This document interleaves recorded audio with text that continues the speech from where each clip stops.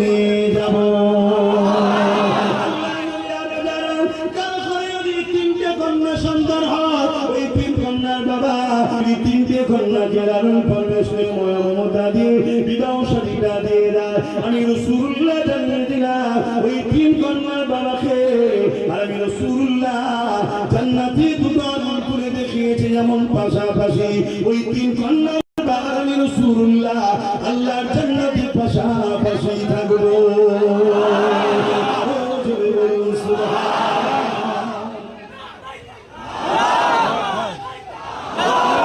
এই জমিনের উপরে নারীদের অধিকার ছিল না, জেন্ত জেন্ত পুঁতে দেওয়া হতো।